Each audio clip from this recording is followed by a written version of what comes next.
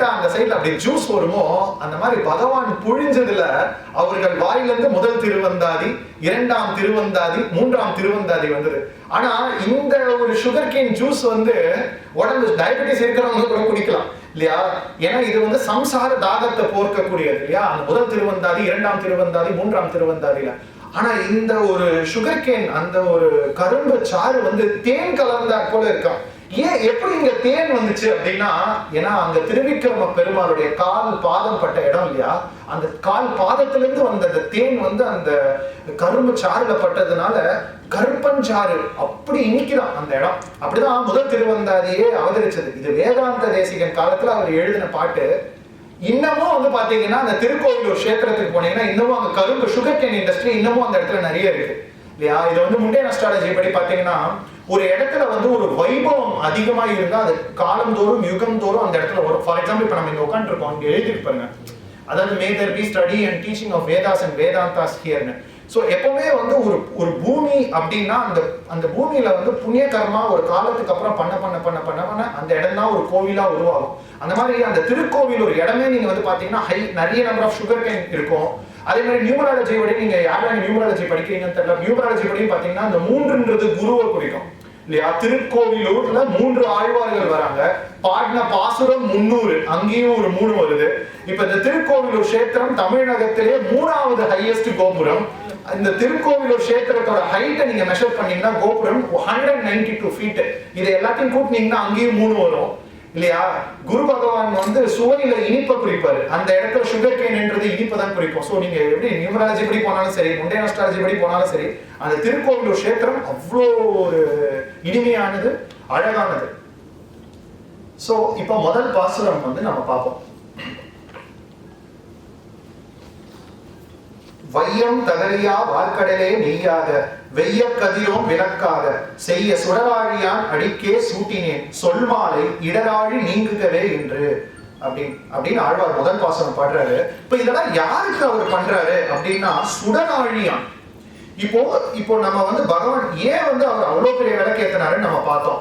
இப்போ ஜெகத் காரண வஸ்து. இப்போ வேதத்துல எல்லாம் எடுத்துக்கிட்டோம்னா ஃபர்ஸ்ட் சிருஷ்டியை பார், உலகத்தை பார், அதிலிருந்து உனக்கு தெரியும் பகவான் பிரம்மம் இருக்கார் அப்படின்றதா வேதம் எப்பவுமே சொல்லும். இது நான் சொல்லல, வேதாந்த தேசிகனே சொல்றாரு. ஏன்னா இப்ப இந்த அர்த்தே பாருங்க, இப்ப இந்த அர்த்தே வந்து ஒரு லிட்டரலா ஒரு தண்ணியில மிதக்கிற ஒரு கட்டை எப்படி மிதக்குமோ அந்த மாதிரி எவ்ரிதிங் இஸ் டேக்கன் கேர். ஒண்ணுமே பர்ஃபெக்டா இருக்கு இல்லையா? 8.5 மில்லியன் ஸ்பீஷீஸ் இருக்கு. அதுல 1 மில்லியன் 1.5 மில்லியன் பக்கத்துல தான் பேரே வச்சிருக்காங்க, கேட்டகரைஸே பண்ணிருக்காங்க.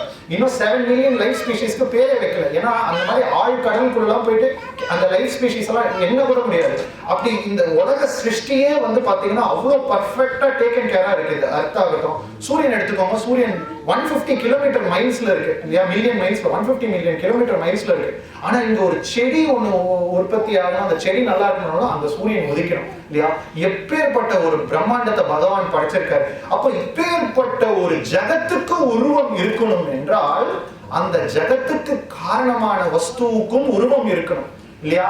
அது ரொம்ப முக்கியம். இதெல்லாம் ஆழ்வார்கள் எடுத்து காமிப்பாங்க, ஈஸியா எடுத்து காமிப்பாங்க. அதுதான் அவர் சொல்றாரு, செய்ய சுடராழியான் அடிக்கே அப்படின்னு. ஏன் பிரம்மம்னு சொல்லல அப்படின்னா, இத வந்து கண்ணன் கீதையிலேயே 12வது சாப்டர்ல 5வது வர்ஸ்ல சொல்றாரு, क्लेशो दिकतरस्तेषाम् अव्यक्तासक्त चेतसाम् अव्यक्ता हि गतिर्दुःखम् தேகவப்திர் அவாப்யதே. அதாவது கண்ணனே சொல்றாரு, என்ன சொல்றாரு? அவ்வியக்த, அன்மேனிஃபெஸ்டட், ஒரு தோற்றம் இல்லாத ஒரு ஃபார்முலஸா இருக்கே இந்த பிரம்மம். இந்த பிரம்மம் அகண்டு விரிஞ்சு எல்லா இடத்துலயும் பரவிட்டு இருக்கு. சத்தியயுகத்துல இருந்து சுத்தல பாதாள லோகம் வரைக்கும் இந்த பிரம்மமாகிய பகவான் ஃபார்முலஸா, உருவம் இல்லாம நிராகார தன்மையா எங்கேயுமே பரவிட்டு இருக்காரு.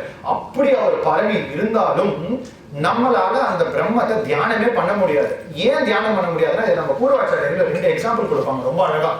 ஒரு குரங்கு குட்டி, ஒரு பூனை குட்டி கதை ரொம்ப அழகா இருக்கும்.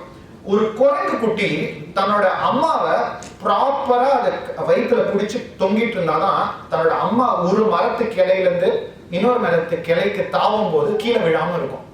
அங்க அந்த சாமர்த்தியம் அந்த குரங்கு குட்டியோட சாமர்த்தியம் இல்லையா? அந்த குரங்கு குட்டி சரியா பிடிக்கலன்னா அந்த குரங்கு குட்டி கீழே விழுந்துடும். ஆனா நம்ம அப்படி இருக்கக்கூடாது. பிரம்ம தியானம் அப்படிதான். பிரம்மத்தை தியானம் பண்ணணும்னு யாராவது ஒருத்தங்க இருந்தாங்கன்னா அவங்க முயற்சியாலதான் மேல போக முடியும். அவங்க முயற்சியில ஏதாவது ஒரு பிழை இருந்தது, முடியல அப்படின்னா அது வந்து ஃபியூட்டைல் எஃபர்ட். ஆனா இந்த சைடுல வந்து இந்த பூனைக்குட்டி கதை வந்து என்னன்னா, பூனைக்குட்டி எதுவுமே பண்ணாது, அம்மாவை கிட்ட அப்படியே விட்டுரும். அந்த அம்மா அந்த பூனைக்குட்டியை கவிட்டு ஒரு இடத்துல இன்னொரு இடம் சேஃபா கூட்டிட்டு போயிடும். இங்க அந்த பூனைக்குட்டியோட சாமர்த்தியமே ஜெயிக்காது. அதனால நம்ம வந்து பகவான ரூபமா தான் தியானிக்கணும். பகவானின் பிரம்மமும் உண்மைதான், பகவான் நிராகார தன்மையாவும் இருக்கிறார், அதுவும் சத்தியம் தான், ஃபார்முலஸாவும் இருக்கிறார். உருவம் இல்லாமலும் இருக்கார், உருவத்தோடும் இருக்கிறார். அப்படி அந்த உருவத்தோடு இருக்கிற பகவானை தான் நம்ம தியானம் பண்ணணும். அததான் ஆழ்வார் சொல்றாரு, செய்ய சுடர் ஆழியான். யார் அந்த ஆழிய கையில வச்சிட்டு இருக்காரோ சக்கரத்தை, அந்த சக்கரத்தை வச்சிருக்கிற அந்த ஸ்ரீமன் நாராயணன், அந்த பகவான் அவருடைய அடிக்கே சூட்டினேன். எதை சூட்டுறாரு? சொல் மாலை இடராழி நீங்குகளே என்று. அப்படின்னு சொல் மாலை தானே, திருவாய்மொழி ஃபுல்லா 1000 பாட்டும் நீங்க எடுத்துக்கோங்க. அந்தாதி. அந்தாதினா என்ன? ஒரு பாட்டு முடிகிற எழுத்துல அடுத்த பாட்டு ஆரம்பிக்கும், ஒரு பாட்டு முடிகிற எழுத்துல அடுத்த பாட்டு ஆரம்பிக்கும். அப்படியே ஆதியும் அந்தமும் ஆதியும் அந்தமும் ஆதியும் அந்தமும் ஆதியும் அந்தமும்னு அப்படியே ஒரு மாலை மாதிரி இருக்கு இல்லையா?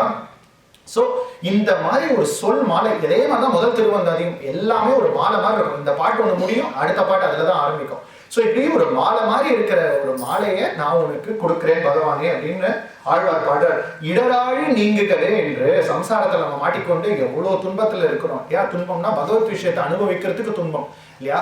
சோ அந்த துன்பம் எல்லாம் வராம காக்கணும் அப்படின்னு சொல்லிட்டு ஆழ்வார் நம்மளுக்காக கேட்கிறார். இது முதல் பாசுரம். இரண்டாவது பாசுரம்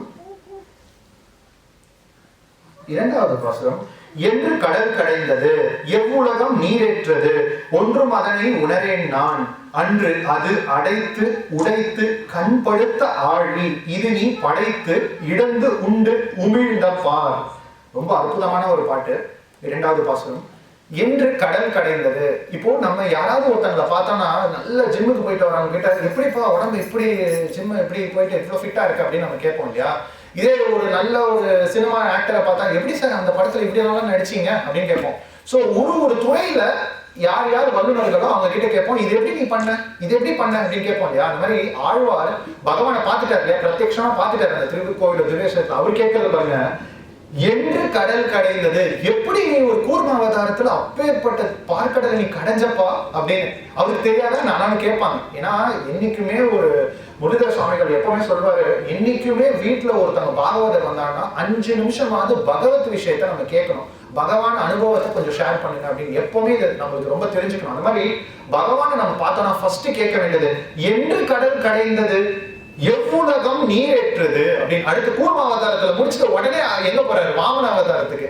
எந்த லோகத்துல எந்த லோகத்துல இருக்கிற எந்த இந்திரனுக்காக நீ மகாபலி கிட்ட போய் கையேந்தின? பிச்சை எடுத்தியா நீ? உண்மையிலே பிச்சை எடுத்தியா? ஒருத்தர் இந்திரன் ஸ்வர்க்கத்துல இருக்கிற ஒருத்தன் சொத்தை தொலைச்சதுக்காக நீ போய் மகாபலி கிட்ட போய் நீ பிச்சை எடுத்தியா? தானம் கொடு அப்படின்னு கேட்கிறாரு. ஆழ்வார் வியக்கத்தக்க கேட்கிறாரு. ஒன்றும் அதனை உணரேன் நான், எனக்கு எதுவுமே எனக்கு தெரியாதுப்பா, புராண ரீதியா நான் காதுல கேட்டிருக்கேன். எப்பவுமே இது ஒரு பெரிய சாமர்த்தியம் இருக்கு. எப்பவுமே நம்ம வந்து ஒண்ணுமே தெரியாத மாதிரி காமிச்சாதான் அவங்க ஏதாவது கொஞ்சமா சொல்லுவாங்க.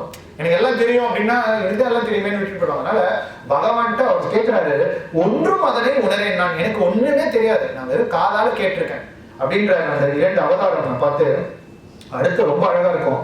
அன்று அது அடைத்து உடைத்து கண்படுத்த ஆழி. பியூட்டிஃபுல். இது வந்து ராம அவதாரத்தை பத்தி சொல்றாரு. ராமர் சீதா தேவியை அந்த மீட்பறதுக்காக அந்த ஒரு பெரிய பிரிட்ஜ் கட்டுறாரு இல்லையா? அதை அடைத்து உடைத்து சீதா தேவியை காப்பாத்தினதுக்கு அப்புறம், ராவணன் கிட்ட இருந்து காப்பாத்தினதுக்கு அப்புறம் விபீஷணனை வந்து சக்கரவர்த்தியா இது பண்ணிட்டு, விபீஷணனுக்கு எதுவும் தொந்தரவு வந்துடக்கூடாதுன்னு சொல்லிட்டு அதே ராமர் பாலத்தை அவரே உடைச்சிடுறாரு இல்ல. இப்ப கேக்குறாங்க, ராமர் பாலம் கட்டினது உண்மையா, அது உண்மையா, அங்க இருக்கா இது இருக்கான்னு கேக்குறாங்க இல்லையா? இதுலயே பாசுரத்திலே அவர் கொடுத்துட்டாரு, அதை உடைச்சிட்டாரு. ஏன்னா விபீஷணனுக்கு எதுவும் தொந்தரவு வந்துடக்கூடாது.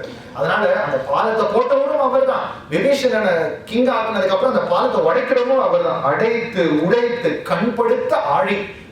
கண்படுத்த ஆழினா இப்பேற்பட்ட ஒரு பார்க்கடலை பார்க்கும்போது நம்ம வீட்டுல இருக்கிற குழந்தைங்க கேட்கணும், இந்த கடல் வழியாமா பகவான் பள்ளி கொண்டு இருக்கிறார் அப்படின்னு நம்ம குழந்தைங்க எல்லாம், வீட்டுல இருக்கிற குழந்தைங்க எல்லாம் கேட்கணும். எப்பவுமே நம்ம வந்து ஒரு குழந்தைக்கு ஒரு விஷயத்த சொல்லி தரோம்னா கிரியேஷன் கிரியேட்டர் அப்படின்னு பிரிச்சு பேசக்கூடாது. எதா இருந்தாலும் கிருஷ்ணர் இப்படி பகவானை படிச்சாரு, ராமாயணம் சொல்லி தந்தாருன்னா கடலுக்கு போய் அப்படி பார்க்கணும். கடலுக்கு போய் ஆஹா இப்பேற்பட்ட ஒரு கடல்ல தான் பகவான் இருக்காரோ, இப்பேற்பட்ட ஒரு பாலத்தை தாண்டி தான் பகவான் போனாரோ அப்படின்னு எல்லா பார்க்கிற விஷயத்துல எல்லாம் பகவானுடைய அந்த கையை பார்க்கணும். A touch of the creator should be seen in all creations. அப்படி ஆழ்வார் காமிக்கிறார், அப்படிதான் பார்க்கணும் அப்படின்னு. அடைத்து உடைத்து கண்படுத்த ஆழி இது நீ படைத்து இடந்து உண்டு உமிழ்ந்த பார். எவ்வளவு, அதாவது எங்கும் கண்ணன், எல்லாத்திலையுமே கண்ணனை பார்க்கறது. ஒரு நம்மளாம் இந்த பூமியை பார்க்கிறோம், இந்த மண்ணை பார்க்கிறோம். ஆழ்வார் எப்படி பார்க்கிறாரு, இந்த மண்ணே பகவத் பிரசாதம் அல்லவா அப்படி. எப்படி இந்த மண்ணு பகவத் பிரசாதம் ஆகும்?